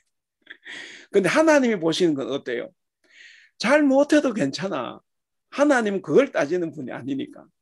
그래서 우리가 이제 그걸 꼭 기억을 해야 됩니다. 이게 우리 최선생 집사님이 음악회를 한다. 그거 실수하지 말고 잘 해야 되죠. 그래야 감동이 있어요. 근데 교회에서는 하다 실수하면 어떻게? 더 기분 좋아. 보는 사람들이 정말 기쁨으로 하나님 같이 찬양할 수 있는 게 오히려 뭔가 실수하고 뭐 이럴 때가 더 기쁘고 즐겁죠. 그러니까 그런 부분이 다르다. 그래서 하나님께 하는 것하고 사람에게 하는 것하고 다르다. 오는 것도 또 기억을 하시고. 자, 오늘 문제 해결 읽고 좀 서로 대화를 좀 나눠보겠습니다. 오늘 문제 해결, 자, 그 세 가지가 있는데, 자, 첫 번째, 우리 박보미 권사님 한번 첫 번째 읽어주실래요? 하나님의 백성의 실패는 결코 하나님의 실패와 연관될 수 없다. 비록 이스라엘이 블레셋의 전쟁에서 패배하여 법궤까지 빼앗기게 되었지만 이 일이 결코 하나님께서 무능해서 일어난 일이 아니라는 것이다. 예, 법궤를 빼앗겼다. 결코 하나님 무능과 관계없어요. 이스라엘 백성이 주전 587년 바벨론 포로로 끌려갔다. 하나님 무능과 관계없어요. 그게 관계 있는 것이 아니다. 그 다음 두 번째, 우리 팽지경 집사님. 하나님의 자유와 주권은 아무도 심지어 그가 사랑하시는 자들에 의해서도 제한될 수 없다. 하나님께서는 필요에 따라 세상 모든 사람들과 족속들을 올리기도 하시고 낮추시기도 하시는 것이다. 예, 그것이 하나님의 자유와 주권입니다. 아까 말씀드린 여기서는 이 법궤 이야기는 하나님의 자유와 주권을 우리에게 강력하게 가르쳐주는 본문입니다. 그래서 3번 우리 반주미 권사님 읽어주실래요?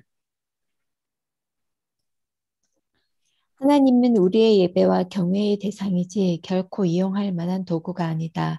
하나님은 우리의 불행이나 애군을 때우는 부적이 아니다. 그분은 우리의 예배를 받기에 합당하신 창조주이신 것이다. 예, 하나님은 우리의 예배를 받는 분이다 하는 거죠. 우리가 섬기고 우리가 예배하는 분이지 우리가 이용할 분이 아니야. 왜냐? 너무나 크고 거룩하신 분이기 때문에 우리가 하나님 이용해서는 안 돼요. 그래서 우리는 오직 우리 자신을 납작 낮추고 낮은 자세로 하나님 섬기고 예배하는 것밖에 없다 하는 거죠. 그 다음에 우리 김경희 권사님 이 교훈은 한번 읽어주실래요? 이 교훈은 특별히 오늘 우리에게 도전을 준다. 어떤 사람들은 은사가 충만한 기도원 원장에게, 영험한 목사에게 안수 기도를 받으러 다닌다. 물론 꼭 헌금을 챙겨간다. 그러나 이것이 정말 헌금인가? 아니면 점쟁이나 무당에게 주는 복채와 비슷한 성향의 예물인가? 또한 이들이 찾는 사람들 중 상당수가 기독교 점쟁이 노릇을 하고 있다. 본문은 경고한다. 하나님을 이용하려 들지 말고 그분을 신실하게 찾고 경배하라고. 예, 우리는 하나님 이용하는 것이 아니라 그분을 찾고 경배해야 된다. 예, 그래서 오늘 제목은 나온 대로 아까 말씀드린 대로 하나님이 승리하셨습니다. 그래서 우리의 삶을 통해서 내가 이기는 것이 중요한 것이 아니고 우리의 삶을 통해 하나님께서 영광 받으시고 하나님께서 승리하시는 그 삶을 위해서 우리가 사는 거예요. 그렇게 하려면 어떻습니까? 내가 실패해도 관계없어요. 어떤 경우는 내가 실패했기 때문에 하나님의 영광이 드러날 수가 있어요. 근데 인간의 욕심은 뭐냐면 자꾸 그렇게 이야기하고 싶은 거죠. 하나님, 내가 성공해야, 목사인 내가 성공해야 사람들이 나를 보고 신앙생활 잘할 것 아닙니까? 그런데 혹시 그렇게 되더라도 하나님은 그걸 원하지 않아요. 하나님, 내가 장로인데 장로인 내가 잘 돼야 사람들이 나를 보고 배울 거 아닙니까? 그건 내 생각이에요. 잘 되고 싶어하는 내 욕심이지 하나님은 아무런 관계가 없어요. 그러니까 우리는 내가 실패하든 성공하든 내 삶을 통해서 하나님께서 영광 받으시면 그걸로 만족한 거예요. 그래서 혹시 내가 실패하고 좌절했다 아프죠. 목사로서도 성도들 그렇게 하면 아프죠. 그러나 우리가 엄밀하게 신앙의 입장에서 생각했을 때 내가 실패해도 하나님께 영광 받으신다고 그게 우리의 최고의 삶이고 그것이 결국 우리가 추구하는 삶이 되어야 한다는 것을 말씀드리고 싶습니다. 예, 혹시 이제 한번 마이크를 마이크를 켜시는 게 아니라 뭐죠? 이렇게 화면 한번 켜보시고 한 분씩 이렇게 한번 마이크도 다 한번 켜면 좋겠네요. 마이크도 켜시고 혹시 뭐 하실 말씀들이나 또 나누고 싶은 말씀 또 서로에게 하고 싶은 말씀 한번 하면 좋겠네요. 하고 예. 그래도 제일 먼저 시작하는 분이 제일 편할 건데. 예. 저는 원래 재밌게 하려고 했는데 가다 보면 내용이 좀 무거웠나 여러분들 하도 이렇게 너무 경건하게 들으셔가지고 제가 하면서 약간 좀 당황스럽기도 했습니다. 목사님 질문이 있는데요. 예. 오늘 말씀하신 것 중에 이제 하나님을 이용하려 들지 말고 그분을 신실하게 찾으라고 이제 가장 중요하게 강조하셨던 말씀인데 이제 결국 저희가 하나님을 신실하게 이제 회개하고 겸손하게 섬기고 예배하고 이제 그렇게 말씀을 하셨는데 저희가 이거는 이제 구약 시대에서 하나님을 그렇게 이제 회개하지 않고 이제 그랬던 이스라엘 백성들에게 하신 말씀이고 저희가 지금 현대에 살면서 저희가 정말 세상 살면서 하나님을 정말 신실하게 찾으면서 매일매일 살아갈 수 있는 방법이 무엇인지 그게 이제 사실은 와닿지가 않아서 예배는 저희가 이제 늘 주말에 이제 주일에 예배를 드리고 주일 성수를 하는데 저희가 그것으로만 신실하게 하나님을 섬긴다 이렇게 생각은 좀 미흡하다는 생각이 들거든요. 그래서 예, 질문을 좋은 질문 하셨는데, 하나님을 섬긴다는 것이 꼭 예배 참석하라는 이야기는 아니에요. 우리가 이제 성경을 보면 예배 참석도 중요하죠. 예배 참석 중요하지 않은 게 우리는 반드시 예배 참석을 해야 되고, 근데 하나님 말씀을 보면 순종이 제사보다 낫다 그랬지 않습니까? 그리고 예수님도 이 땅에서 바르고 선하고 착하게 이제 살도록 하는 건데, 결국 하나님을 진심으로 찾고 섬기는 것은 예배에서 더하기 내가 세상에서 내가 바르게 살아가는 거예요. 바르게 살아가고, 그리고 내 성공을 위하는 것이 우리 사람의 어쩔 수 없는 것이기도 하지만, 그렇게 하더라도 내가 성공했을 때 그것을 남과 나눌 수 있는 것, 예, 그런 삶, 그게 하나님을 찾는 거예요. 그래서 우리는 마태복음에 보면 보물을 하늘에 쌓아두라 그랬지 않습니까? 하늘에 쌓아두라. 그리고 그게 마지막에 가면 너희는 그의 나라 그의 의를 구하라 그랬는데, 그게 원래 이제 한 단락으로 돼서 그게 곧 자선을 이야기하는 거예요. 그래서 자선을 구제 자선을 이야기하는 건데, 그것이 결국 예수님 산상설교에서 말씀하는 것처럼 착한 행실, 너희 착한 행실을 통해서 사람들이 너를 보고 제가 진짜 그리스도인 제자구나 하는 걸 느끼게 하는 것. 그래서 중요한 것은 예배도 중요하지만 우리가 살아가는 세상에서 이제 착하게 사는 거죠. 착하게 사는 것, 정직하게 사는 것. 예, 그것이 더 중요해요. 그것이 하나님께로 돌아가는 삶이에요. 이제 착하게 사는 게 맞는 말씀이고, 이제 저희가 이제 매일매일 행해야 되는 일은 맞는데, 이제 저희는 이제 매일 하나님이 저희와 함께 하신다는 그런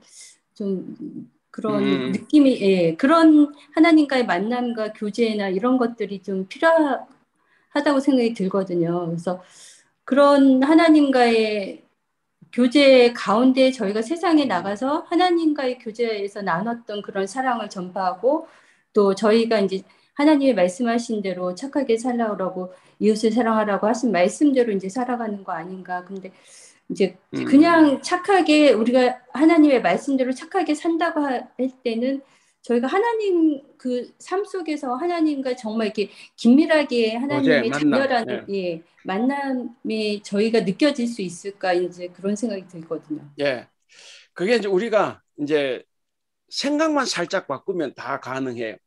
뭐냐면 우리가 그런 이야기도, 하나님이 예수님이 어디 계시냐, 교회에 계신 것이 아니라 가장 낮고 천한 자리에 가 계신 거예요. 그러니까 우리가 이제 교회에서만 하나님을 찾고 믿으려고 하니까 이제 오히려 우리의 믿음 더 공허해질 수가 있어요. 그러니까 교회도 하나님이 계시고 예수님이 계신데, 교회에서 배우고 내가 감동을 받고 은혜를 받았다고 하면 이제 진짜 하나님 계신 곳이 이제 저 낮고 천한 자리죠. 그곳으로, 가난한 자리죠. 그곳에 가서 내가 뭔가를 할 때 오히려 하나님과의 교제가 더 풍성하게 일어나고, 그것을 내가 믿음으로 받아들일 때 하나님과 교제하는 것이 꼭 교회에서 교제에서 힘을 받아서 나가는 것이 아니라 오히려 거기에서 하나님과 교제를 하고 힘을 받아서 내가 예배 시간에 와서 더 풍성한 예배를 드릴 수 있는 거예요. 우리가 이제 생각을 살짝만 바꾸면 하나님과 만나고 교제하는 것은 이 세상 어디나 다, 더더욱 이제 남들이 가지 않는 그 장소가 오히려 하나님이, 예수님이 계신 곳이라는 거죠. 그래서 그 양과 염소의 비유에서도 이제 천국과 지옥으로 나눌 때 천국에 간 사람들 보고 이제 그랬잖아요. 냉수, 목마른 자에 냉수 한 그릇 주고 헐벗은 자에 먹을 것 주고 입을 것 주고 이랬을 때 언제 예수님 우리에게 왔습니까? 그래서 그때 예수님이 지극히 작은 자에게 했던 것이 곧 나에게 한 것이다. 결국 그것이 거기서 하나님, 예수님 만났던 거죠. 근데 이제 좌편으로 가는 이제 염소들은 여제 예수님께서 그 말씀하시죠. 언제 예수님 우리에게 왔습니까? 우리가 예수님 왔다고 하면 당연히 대접했죠. 그런데 예수님께서 반대로 해야죠. 너희는 지극히 작은 소자에게 하지 아니한 것이 곧 내게 안 한 거다, 이렇게 된 거예요. 결국 그것이 이제 천국과 지옥으로 나누는 결정타가 되어버린 거죠. 그러니까 그런 것을 봤을 때 하나님 예수님 어디 계시냐? 결국 낮은 자리에 있다는 거예요.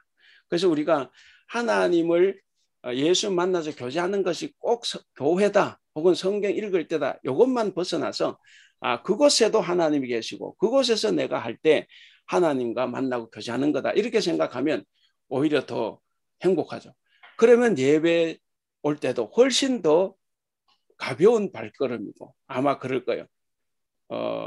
하나님께 더 영광을 돌리시다 그렇게 생각을 합니다. 그래서 구약시대부터 계속해서 순종이 제사, 사실 구약시대는 제사를 굉장히 강조를 했죠. 제사가 최고였으니까. 그럼에도 불구하고 줄기차게 순종이 제사보다 낫다. 이제 이 말씀을 하신 거죠. 예. 예, 또 다른 이야기가 있으면 이렇게 또 이렇게 교회 오시면 교회 토요일 날 또 오시니까 또 한번 이야기하면 좋겠어요. 예. 그래서 어쨌든 예수님 하나님과 교제하는 곳은 이 세상 어느 곳이 다 우리 하나님 만나 교제하는 거죠. 그런데 이제 하나님께서 예수님께서 만나서 교제하고 싶어하는 것은 바로 가장 낮은 자리다. 낮은 자리. 거기서 예수님 만나야 우리가 진심으로 만날 수 있고 그렇게 만나고 생활했던 사람들이 교회에 나오면 기쁨으로 이제 예배를 드릴 수가 있는 거죠. 그리고 예배에서 또 그것을 배우고 깨닫고 느끼고 은혜 받고 다시 또 그 힘을 가지고 세상에 나가서 또 힘차게 살아가는 거죠. 그렇다고 해서 뭐 여러분 맨날 어디 무슨 뭐 과언차대 그 이야기는 안 해요. 늘 우리의 자세가 그래야 되고 부자와 거지 나사로 비유해서도 다른 걸 이야기하는 게 아니에요. 부자가 지옥 간 건 딱 하나. 자기 집 문 앞에 있는 거지를 안 도와준 거예요. 그래서 누군가 이야기하죠. 그 거지는 누구냐? 천사였다. 너를 천국 보내는 천사였다. 그런데 지만 먹고 사는데 정신이 팔려가지고 그 재물을 전부 다 자기가 연락한 데만 쓴 거예요. 그러니까 우리 항상 중요한 게 뭐냐면 성경 말씀은 바로 누구도 관심 가지지 않는 내 집 문 앞에 나 주위에 있는 가난한 자를 도와주는 것. 그거 하나만 가지고도 나는 천국 갈 수 있는 거예요. 그래서 그런 것을 우리가 꼭 기억을 해야 됩니다. 예, 다시 한 번 더, 예, 이건 원래 재밌는 주제로 이렇게 시작을 했는데, 예, 이게, 네, 하다 보니까 이렇게 너무 이렇게 침울한 주제로 간 것 같아서 대단히 죄송합니다. 그러나 이것은 우리에게 하나님의 중요한 자유, 주권, 예. 그리고 우리가 하나님 어떻게 섬겨야 되느냐 이 부분에서는 그렇게 가르쳐요. 방금 우리 권사님께서 질문하셨지만 또 다른 부분을 가면 또 정포상. 그래서 성경은 뭐냐면 각 본문마다 가르쳐 주는 것이 있어요. 이 본문에서는 우리가 이것을 배우는 것이고 또 예를 들어 권사님 생각하는 어떤 그런 것이 있다고 하면 또 그런 본문이 또 있어요.